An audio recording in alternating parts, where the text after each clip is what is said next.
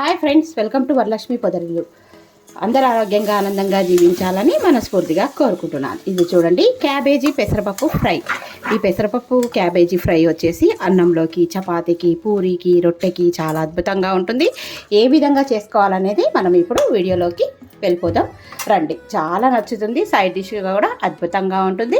దీనికి రసం కానీ సాంబార్ కానీ కాంబినేషన్ సూపర్గా ఉంటుంది. ఈ వీడియో తప్పకుండా లైక్ చేయండి, అలాగే హైప్ చేయండి. ఓకేనా? ఇప్పుడు కర్రీ ఎలా చేసుకోవాలనో చూసేద్దాం రండి. Friends, welcome to Varalakshmi Podarillu. ఇది చూడండి, ఈరోజు క్యాబేజీ పెసరపప్పు ఫ్రై చాలా బాగుంటుంది. చపాతీకి, రొట్టెలోకి, అలాగే రైస్లోకి సైడ్ డిష్గా చాలా బాగా అద్భుతంగా పనిచేస్తుంది. ఈ కర్రీ అన్నంలోకి అయితే ఇంకా బాగుంటుందండి. వాటికి కావాల్సిన పదార్థాలు ఏంటో ఇప్పుడు చూసేద్దాం. ముందుగా ఇలాగా క్యాబేజీని సన్నగా తరిగేసి కడిగి పెట్టుకున్న క్యాబేజీ, పచ్చిమిరపకాయలు, ఉల్లిపాయ, కరివేపాకు, కొత్తిమీర, నానబెట్టుకున్న పెసరపప్పు, ఒక 1 అవర్ పాటు నానబెట్టుకున్న పెసరపప్పు, ఒక చిన్న టొమాటో, అలాగే ఆవాలు, జీలకర్ర, ఉప్పు, కారం ఇవన్నీ కావాలి. ముందుగా ఈ క్యాబేజీ పెసరపప్పు ఫ్రై ఏ విధంగా చేసుకోవాలో మనం ఇప్పుడు చూసేద్దాం. ముందుగా స్టవ్ మీద ప్యాన్ పెట్టుకొని అందులో ఆయిల్ వేసుకొని తాలింపు గింజలు వేసుకుందామండి. ఆవాలు, జీలకర్ర, శనగపప్పు, మినపప్పు, అలాగే ఎండుమిరపకాయలు ఇవన్నీ వేసేసుకుందాము. ఇవన్నీ చిటపటమనాలి. బాగా వేగాక ఇప్పుడు ఉల్లిపాయలు, పచ్చిమిరపకాయలు వేసుకుందాం. ఇవన్నీ వేగనిద్దాం. చూసారా, ఇప్పుడు వేగిపోయినాయి. ఇప్పుడు వచ్చేసి ఉల్లిపాయలు అండి. ఉల్లిపాయలు తర్వాత పచ్చిమిరపకాయలు, కొద్దిగా కారం కూడా వేసుకోవచ్చు, బాగుంటుంది. అలాగే కరివేపాకు ఇవన్నీ వేసి మూత పెట్టేసి ఒక నిమిషం మగ్గనిద్దాం. కలిపేసి ఒక నిమిషం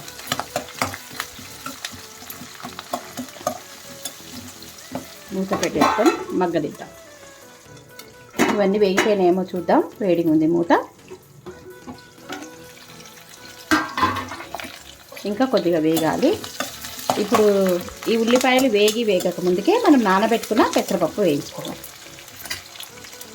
చూసారా, నానబెట్టుకున్న పెసరపప్పు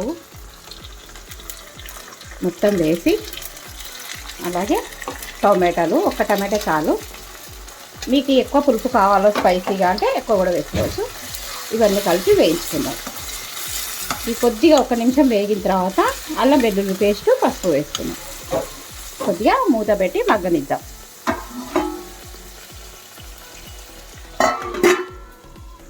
ఇప్పుడు ఒకసారి మగ్గిందేమో చూసేద్దాం. చూడండి, కొద్దిగా పెసరపప్పు మగ్గిపోయింది. ఉల్లిపాయలు కూడా చూడండి ట్రాన్స్పరెంట్ అయినాయి. ఇప్పుడు ఇట్లా ట్రాన్స్పరెంట్ అయినప్పుడు పసుపు,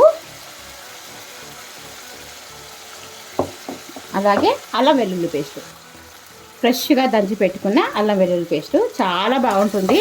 ఈ కర్రీ రైస్లోకి, చపాతీకి భలే ఉంటుందండి. చూడండి ఎంత బాగా ఆయిల్ పైకి తేలింది కదా. ఇప్పుడు ఈ పెసరపప్పు అంతా వేగినట్టు లెక్క. ఇప్పుడు ఏం చేద్దామంటే సన్నగా తరిగి పెట్టుకున్న క్యాబేజీ వేసేసుకుందాం. ఇదంతా వేసేసుకొని కొత్తిమీర లాస్ట్కు చల్లేసుకుందామండి.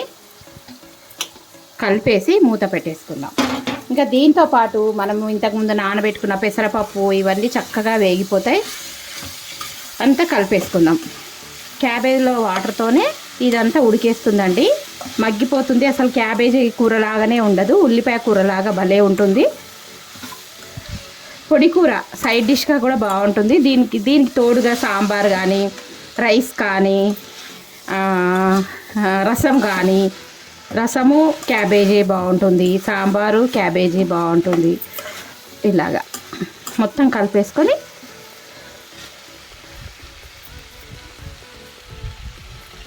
మూత పెట్టేసుకొని మగ్గనిద్దాం. క్యాబేజీ మగ్గేలోపు మనం ఏం చేద్దామంటే దీంట్లోకి ఒక మంచి మసాలా తయారు చేసుకుందాం. అదేంటంటే ఇది వచ్చేసి 2 టేబుల్ స్పూన్ల, చిన్న టేబుల్ స్పూన్ల ధనియాల పొడి, అందులోకి ఒక 4-5 వెల్లుల్లి రెబ్బలు వేసి మెత్తగా దంచుకుందాం. పచ్చి కొబ్బరి కూడా వేసుకోవచ్చండి. నేను వేయటం లేదు, ఎందుకంటే ఇంతకుముందే కొబ్బరి పచ్చడి చేశానని. వేసుకుంటే కూడా బాగుంటుంది పచ్చి కొబ్బరి కూడా. ఇలాగ బాగా స్మాష్ చేసి దీంట్లోకి పచ్చి కొబ్బరి వేసుకోవచ్చు, లేదా ఎండు కొబ్బరి వేసుకోవచ్చు. అలాగే మనం ఇంతకుముందు కట్ చేసి పెట్టుకున్నాం కదా కొత్తిమీర, అది కూడా వేసేసుకుందాం. భలే ఉంటుంది. దించే ముందు వేయండి, ఇల్లంతా గుమగుమ వాసనతో అద్దరిపోతుంది. ఈ విధంగా దంచేసి లాస్ట్కు దించే ముందర చల్లేసుకుందాం. ఇదేనండి మెయిన్ మసాలా. ఫ్రైయే ఇది, పులుసు కాదు. అన్నంలోకి ఇంత కూర వేసుకొని ఇంత అన్నం తినొచ్చు, అంత బాగుంటుంది. ఇలాగా దంచేసుకున్నాం. బాగా మెత్తగా అవసరం లేదు, కచ్చా పచ్చాగానే ఎల్లిపాయలు అక్కడక్కడ కనిపిస్తూ ఉండాలి. ఒకసారి కలిపేసుకుందాం.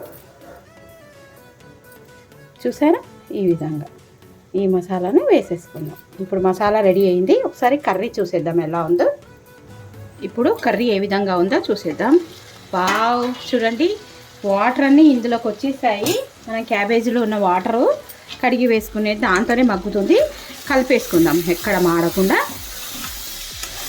చూసారా ఎంత తొందరగా మగ్గిపోయిందో క్యాబేజీ. భలే కనిపిస్తుంది కదా, భలే బాగుంటుందండి క్యాబేజీ. చాలామందికి తెలియదు, క్యాబేజీ అసలు తినరు, కానీ ఆరోగ్యానికి చాలా మంచిది. వీక్లీ థ్రైస్ తినడానికి ప్రయత్నం చేయండి.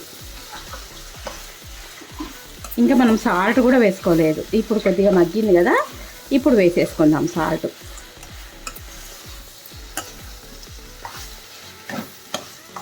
కారం వేయలేదు, ఉప్పు వేయలేదు, ఏమీ వేసుకోలేదు.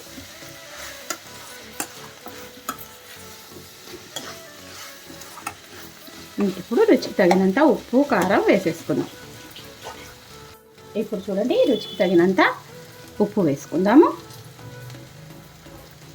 ఉప్పు వేసుకొని ఒకసారి కలుపుకున్నాక కారం వేసుకుందాం. ఎందుకంటే ఉప్పులో కూడా వాటర్ ఉంటుంది కదా, ఊరుతుంది. పొడి పొడిగా భలే ఉంటుందండి క్యాబేజీ కర్రీ.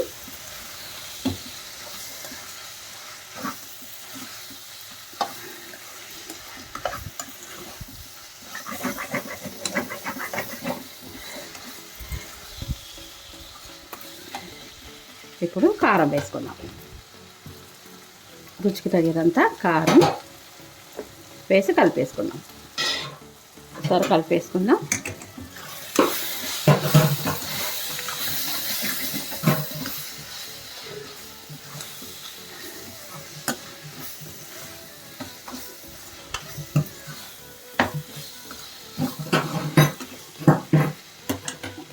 ఇప్పుడు ఒక 2 నిమిషాలు మూత పెట్టేసుకుందాం. కర్రీ మగ్గిపోయిందా లేదా ఒకసారి చూసేద్దాం. చూసేసి మనం ఇంతకుముందు దంచి పెట్టుకున్న ధనియాల పొడి అది ఉంది కదా, వేసేస్తాం. వావ్, చూడండి ఆయిల్ మొత్తం ఎలా పైకి తేలిందో. ఇప్పుడు మనం ఇంతకుముందు దంచి పెట్టుకున్న ధనియాల పొడి, ఎల్లిపాయ, కొత్తిమీర ఇది వేసేసుకొని కలిపేసి దించేసుకోవడమేనండి. Curry ready.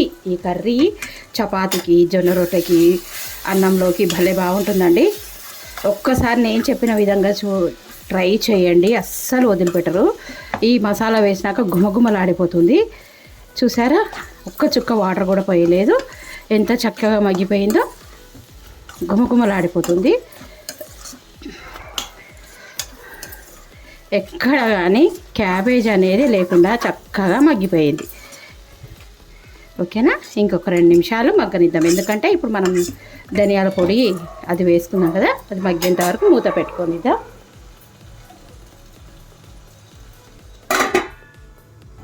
ఇప్పుడు మనం వేసిన మసాలా మొత్తం కర్రీకి అంతా పట్టి గుమగుమలాడిపోతుందండి. వాసన మూత తీయంగానే అద్భుతంగా ఉంది కదా. వావ్, చూడండి ఎక్కడ వాటర్ లేకుండా జ్యూసీ జ్యూసీగా ముద్దగా కర్రీ ఎంత బాగుందో కదా. అయిపోయి ఘాటు చూడండి, ఎండుమిర్చి వేసాం కదా. కథం, ఇంతేనండి. ఎంతో ఈజీగా చేసుకునే క్యాబేజీ పెసరపప్పు ఫ్రై. దోశకి, అలాగే చపాతీకి, పూరికి ఎంతో అద్భుతంగా ఉండే క్యాబేజీ పెసరపప్పు ముద్దకూర రెడీ. వీడియో నచ్చితే తప్పకుండా లైక్ చేసి సబ్స్క్రైబ్ చేసి పక్కనున్న బెల్ ఐకాన్ నొక్కితే నేను పెట్టే ప్రతి వీడియో నోటిఫికేషన్ రూపంలో వస్తుంది. Thank you for watching. Thank you for your time. మరో మంచి వీడియోతో మీ ముందు ఉంటాను. అలాగే హైప్ చేయడం మాత్రం మర్చిపోద్దండి. బాయ్.